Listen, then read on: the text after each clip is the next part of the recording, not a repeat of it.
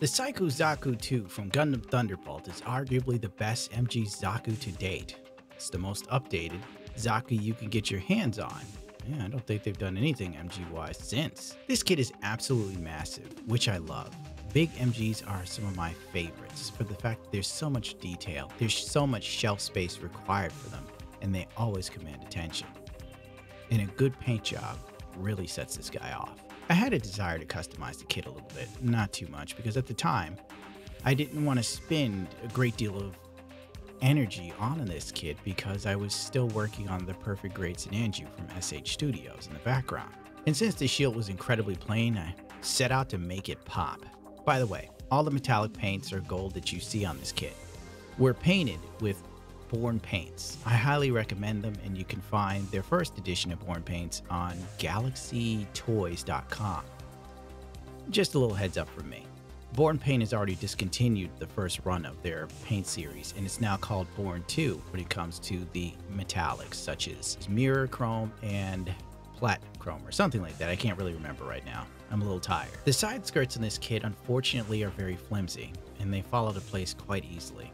I actually had to use glue here, which is a rare thing to do on an MG kit from Bandai. And of course I added an LED to the head. I thought about installing wireless LEDs on all of the thrusters on the kit, but then I realized I didn't feel like setting up a sort of wireless receiver in a base so that they could light up whenever I felt like it, because the base itself would have to be big and the Psycho Zaku is already huge. This just becomes a bigger project than it needs to be. Now here's a little trick from me that I saw people questioning me about when they saw this kit. The dust covers. I used black rubber gloves, cut them up, and then glued them to size for each part of this kit. And I weathered them with acrylic paint.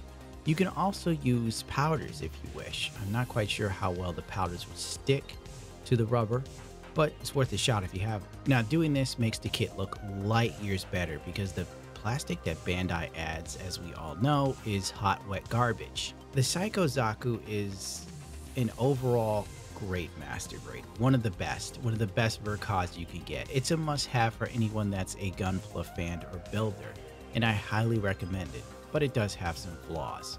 Number one, the hands suck. You can switch to resin 3D printed static hands, which I would most likely recommend. But the beam bazooka is heavy, and it will cause a fitment issue or falling out of said replacement hands. So to hold it in place, you're probably left with no other option than the original hands. Unless you don't really pose or anything, then it'd be cool. But at the end of the day, the original hands might be the best bet for most people, as they tend to kinda lock in place and hold the bazooka on a good day. I kept the fuel tanks to kind of the original color that they were intended to be, simply because that's who I am and I know that upsets people. And I also kept the kit kinda to the original paint scheme with little tweaks here and there, like deeper reds and such, to make it a bit more menacing. The weapons, on the other hand, I always customize because you gotta break up the blacks and the grays or else it looks very uniform. Oh, another issue that is a major one with this kit, but this is more a me problem than a Bandai problem. The sub arms that are in the backpack. If you paint these, mask off the pegs or sand them down after painting. I highly recommend masking. Since this is a styrene kit, and as we all know, styrene plastic holds phenomenal detail, but it's very brittle versus ABS plastic. So if you paint the kit and you paint where the arms plug into the backpack, and God help you if you paint it inside the backpack as well, you're going to have a lot of friction in there. The paint just takes up space, and with the way these are designed, that small layer of extra material creates a fitment issue that could get the arm stuck in place. And since it's styrene, trying to pull them out can lead to breaking. Trying to twist or move them into position leads to breaking. That's exactly what I did with my kit, unfortunately. And it's very upsetting to do so. That's why I bought another kit.